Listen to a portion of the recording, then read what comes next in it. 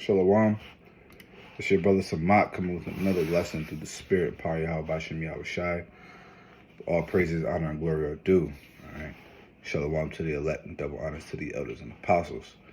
All right, coming with a lesson, a quick lesson here in the spirit, man, talking about how you don't worry about these wicked people, man.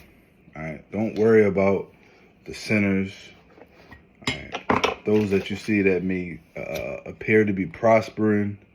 All right, those that appear to be living deliciously, all right, don't even worry about it.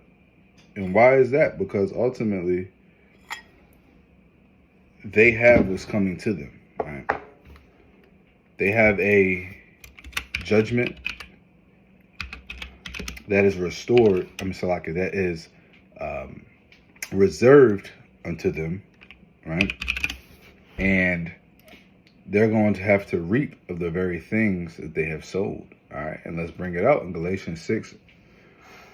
And we'll start at 3. For if a man thinketh himself to be something when he is nothing, he deceiveth himself. And that's what a lot of these people do. They think themselves to be something when they are really nothing, man. They're nobodies. We're all nobodies. All right, we're nobody until the Most High makes us somebody. All right. And that's not going to be into the kingdom. Now, granted, yes, we were given this truth and we're given this knowledge, and it's a blessing unto us, but we have to remain humble and realize the Most High can take that away in the blink of an eye, a snap of a finger, and we could be right back into the world as nobodies. Verse 4, but let every man prove his own work, and then shall he have rejoicing in himself alone and not in his other, right? Because your glory comes from within, all right? First and foremost from the Heavenly Father, but in yourself, when you do a good thing, you give praises to the Father, right? And he rewards you, and it's in you and not of anyone else. So, comparing yourself. And that applies to you looking at the very things that you have and where you are in your life, and you're comparing yourself to those that don't even serve the Lord, that mock the Lord, and you look at them, they'll take action to do something and they'll succeed, and you take the very same action and you'll fail, right? And you think it's because you starting to feel some type of way. Well, you're letting the spirit of Satan get to you, not realizing that the Most High chastises us like sons because he loveth us, all right? And we go through lessons and we go through failures to learn and to grow, so that we don't ever truly fail, because it's not really a failure, it's a lesson. Whereas these people, they'll succeed and they'll prosper and they'll get everything easily, and when some real shit comes their way, they don't have the wisdom, they don't have the grit, and they don't have the spirit to endure. So keep going on. Galatians 6, verse 5. For every man shall bear his own burden. Right? Every man's going to bear his own burden. Every brother's affliction is their own. Every brother's testimony, judgment, wins, losses, successes, failures are theirs and theirs alone. All right? And it's not for you to compare yourself to them. And that goes for both men in this truth and men in the world. Verse 6, let him that is taught in the word communicate to him that teacheth in all good things. And it's getting into the point. Be not deceived, Yahweh is not mocked. For whatsoever a man soweth, that shall he also reap. For he that soweth to his flesh shall of the flesh reap corruption, but he that soweth to the Spirit shall the Spirit reap life everlasting. So the Most High is not going to be mocked, and people can talk shit and they can feel like they're getting away with the wickedness that they're doing, and in their spirit they inherently know that it's wrong and it's wicked, the very things that they're doing. Or they just follow after their own heart and believe that the things that they're doing is right, man, but they're not really serving the Lord.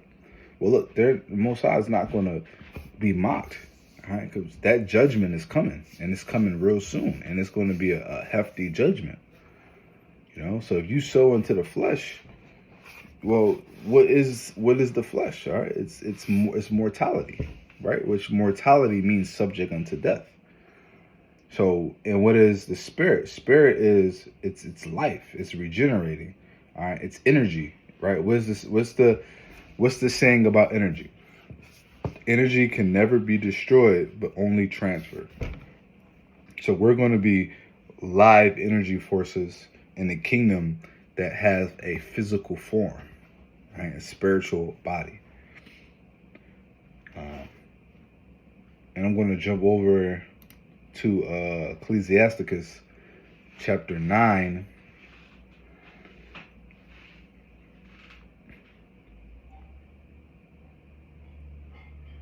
Start at 11. Envy not the glory of a sinner, for thou knowest not what shall be his end. Delight not in the thing that the ungodly have pleasure in, but remember they shall not go unpunished unto the grave. It's no point in envying someone who doesn't even have this wisdom and knowledge. All right. You also have to understand, right, when you read 2 Corinthians, the 10th chapter, it goes into comparing yourselves amongst each other.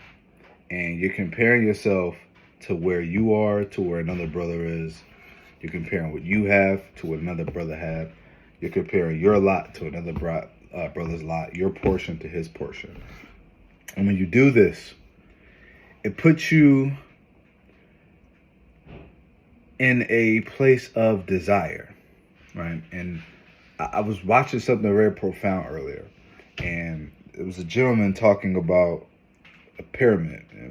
It's an upside down pyramid or whatever, something like that. And at the top of the pyramid, right, upside down. So imagine an upside down triangle. And at the top of the pyramid, it was full of, productive things, a certain feeling that yields production. And the further you went down, it yielded even more less desirable things or less desirable emotions. And the profound thing was desire. Desire leads to, desire leads to, I can't remember the exact term, but basically when you have a spirit of desire that leads you to do things that are not very desirable, it leads you to do things that are immoral, it leads you to do things that are against your innate spirit. And it'll have you going against your principles, because that's what we see. All right. Everybody naturally has principles and guidelines, but because of the love of money, people go against those principles. That's why people will sell out their own brothers and sisters and children and mothers and fathers, and they'll sacrifice their family for what? For riches, for fame and glory, right? Fame and fortune. So when you envy the glory of a sinner, or you envy another man, specifically a sinner, you're putting yourself in a position to where now you're going to think about, how can I get like that? Right? And that's putting you in a position to where now you're going to move in a pivot in a completely different direction than the spirit. That's when you start to do things that please unto the flesh. Now granted, it's all about balance. You have to do things for the flesh. But the things you do for the flesh are supposed to simultaneously benefit the spirit. If you're doing something that benefits the flesh, but has a negative effect on the spirit, that's when you know the thing that you're doing is not wise and it's a sin unto you. All right. Even if it's not necessarily a sin, but it's a sin unto you. Like drinking liquor, alcohol, it's not a sin. But if you are over consuming it and it's starting to ruin and affect your life, it becomes a sin unto you, because now it's taking you away from the spirit. It has you fighting, has you getting locked up, and you might fucking commit vehicle manslaughter. You might run somebody over because you were drunk, speeding, whatever. All right, those things are sins unto you, right? Those vices, and that's what a state of desire will put you in.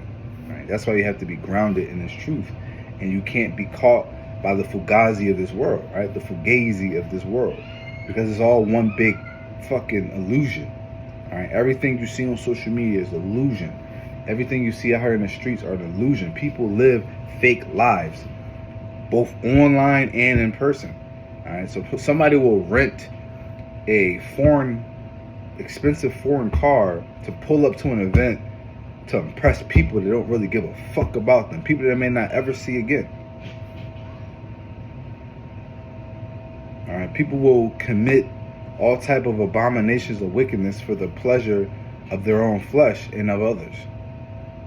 All right, and we're not to envy or glory them. Why? Because at the end of the day, here it is, we're making sacrifices for the Lord, and we're putting off the flesh, and we're feeding into the spirit, and we're praying and fasting and doing the work, and it seems like brothers get the short end of the stick. Well, guess what? Our reward is in the kingdom. And yes, the Most High will bless some brothers on this side more than others. All right, but that basically comes down to that brother and that man.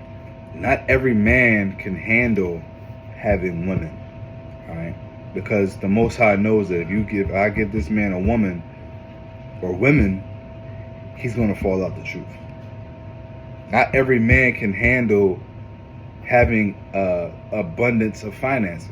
Some men, there's brothers in this thing that make 6 figures, that make well over 6 figures, but the Most High have given those men that because ultimately he knew that those men could handle that, right? It's all about a mentality. So you have to remember that your lot is your lot alone. And also check yourself, man. What are you doing? All right? What are you doing? Are you doing anything that is productively allowing you to progress spiritually, physically, financially?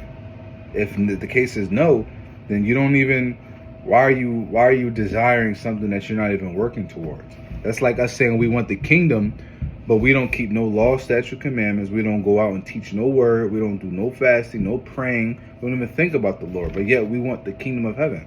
We sound like Christians, man. And Christians, you know what I mean? We sound like Christians, man. So keep that in mind, right? Keep that in mind, right? And I'm going to end off with this scripture right here. This is Ecclesiastes 8 and 11. And I might read the 12th verse as well.